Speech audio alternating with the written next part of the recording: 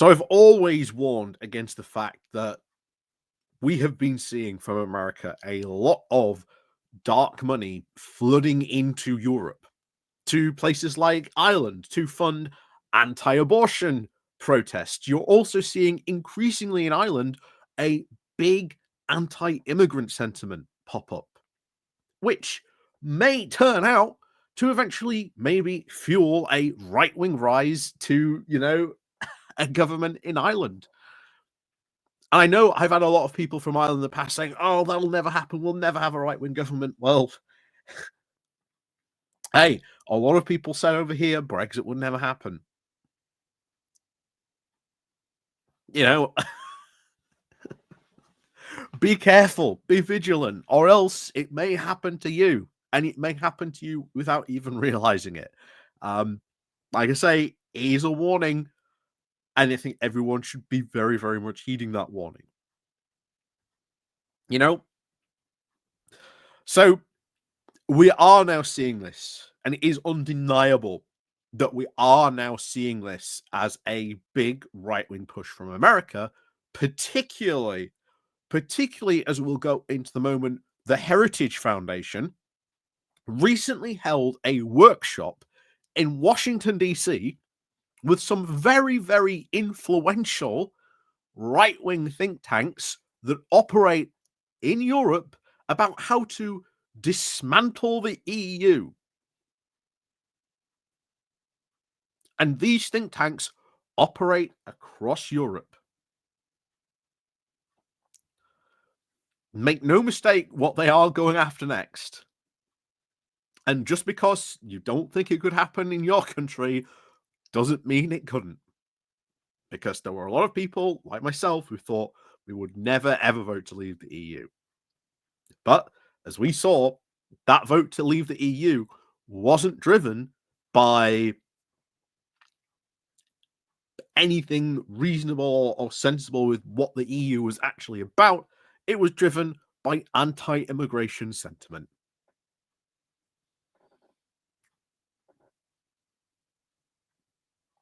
So, be careful. Be very careful. Even though, and I know someone will bring this up, but oh look, EU approval ratings are an all-time high. Well, be careful.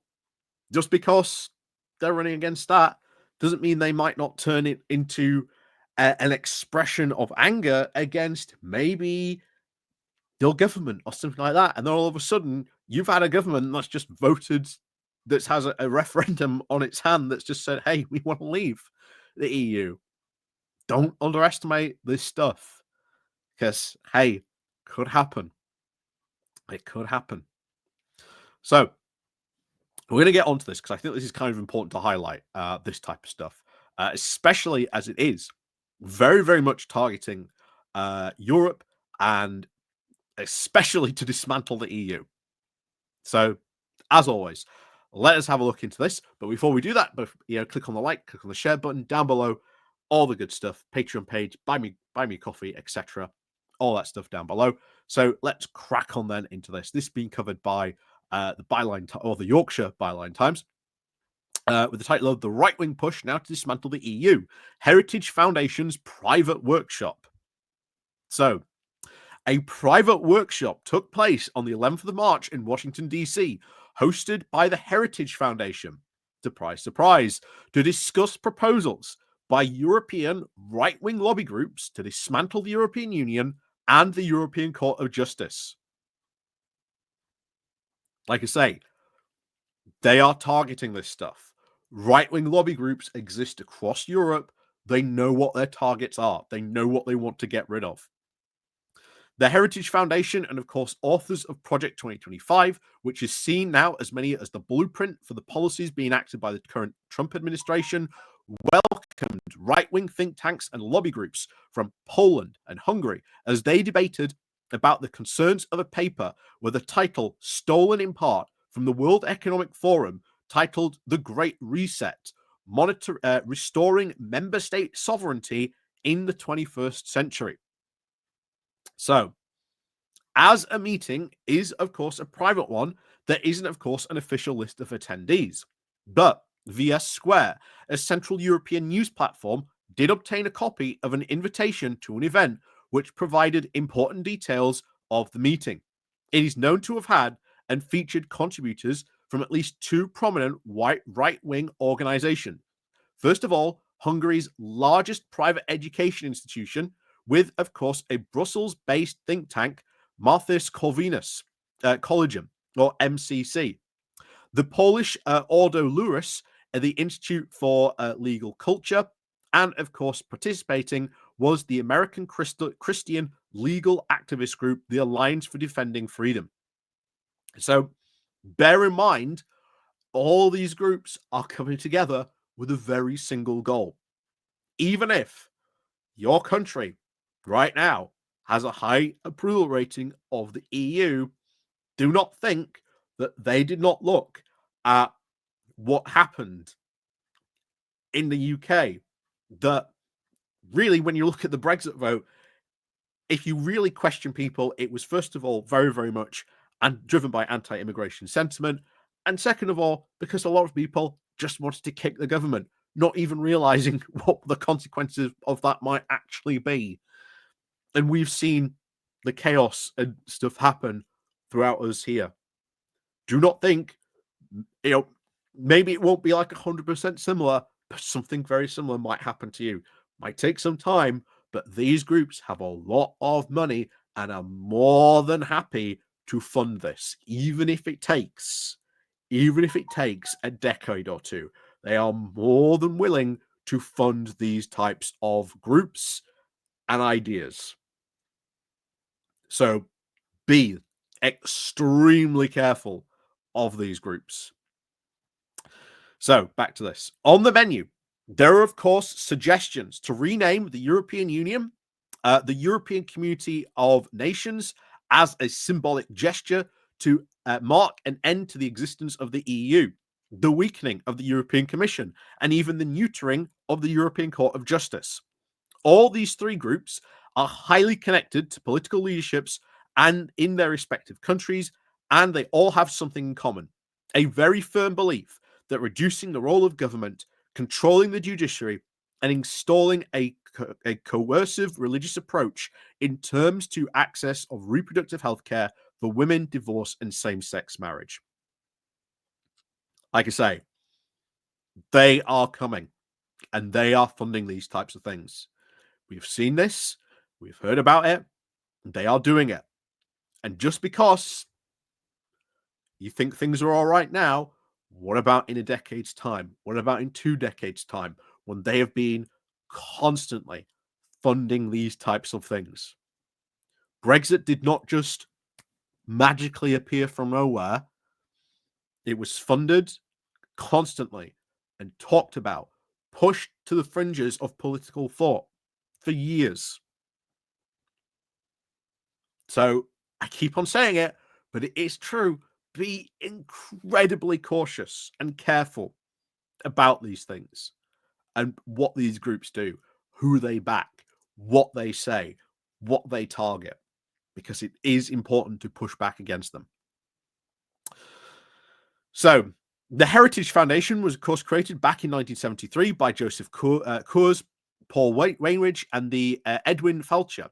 Coors, and of course, the owner of the Coors Brewery dynasty, known for its, of course, union busting, anti-environmentalism, and anti-equal rights stances, provided the finance. Wainridge, the infamous now for stating that he didn't want everyone to vote, and of course, that he sees theocracy now as the preferred system of government. Recruited, of course, the Christian right vote, and Foucher now as the congressional aide and congressman to the former Secretary of State and Defense, Martin Leonard, financed all the political access. They created a think tank promoting a fusion of social conservatism, small government, and Catholic-influenced Christian evangelicalism, which, again, was in a relatively short period of time, went on to become one of the most predominant, influential political influences in US politics. Like I say, these types of groups can come from nowhere. And as you'll see in a moment, bit of funding, and all of a sudden, they can be everywhere. So the current leader and, of course, architect of Project 2025, Kevin Roberts, has very close links to Opus Dei, a small but very powerful organization within the Catholic Church. He has now compared abortion to slavery, lynchings, and, of course, the Holocaust, anti-Semitic violence, and terrorism. His, of course, core beliefs have, of course, long included support for a total banning of birth control, dismantling the Department of Education, and ending the diversity, equality, and inclusion initiatives. Two of these goals, of course, already been met and achieved within the first 8 weeks of Donald Trump's second term. So, what is the Marthas Corvinus Collegium? From scholarships to propaganda. So, the MCC started out as a relatively modest foundation, offering scholarships and support to talented students. But in 2020, things changed when Viktor Orban gifted over 1.3 billion pounds in state funding and shares in oil and pharmaceutical companies to the organization. This injection of cash has now fueled a massive expansion and reach of the ideological alignment with Orban's nationalist and social conservative policies. So, you remember what I'm saying about an injection of cash, and all of a sudden, everywhere. This now plays a very significant role in, of course, Hungary's education and cultural landscape, described by some as a propaganda arm of the government with very opaque funding. It also now aims to open centers in Berlin, Vienna, and London. Again, we should be careful of this. Very, very careful of this type of stuff. I keep on saying it, but they are prepared to play a long game. Look how long they constantly campaigned for things like UK to leave the European Union. Took them a long while to do it, but they eventually succeeded. Look at, overturning Roe v. Wade. They campaigned for years on that, but they eventually did it. So these groups are prepared to play a long waiting game, and they are funded to the nines, as you can see in the case of this Orban one here, and they are prepared to play a very, very long game because they're talking about what might happen in 20, 30, or so many years. So just because you think things are all right now, what about in a decade, 2 decades time, etc.? Be very, very careful. I keep on repeating this, but it is true. So the Ordo Iuris, crusading for control. The Ordo Iuris is an ultra-conservative, Catholic-leaning Polish think tank, founded back in 2013 with close ties to the Law and Justice Party, which until recently was the governing party of Poland. One of the major reasons that the Law and Justice Party lost the election was its stance that it took in accordance with Ordo Iuris devised policy, which was against the reproductive rights of women, LGBT rights, and, of course, divorce. The Ordo Iuris drafted a bill entirely criminalizing abortion, which sparked nationwide protests in 2016. And though eventually abandoned by the Polish parliament, the group went on to successfully push for a watered-down version, which has effectively banned abortion in Poland since 2020. Like I say, they played a long game. Founded in 2013 with one of their clear goals, criminalizing abortion. And in 2020, they've almost effectively done that.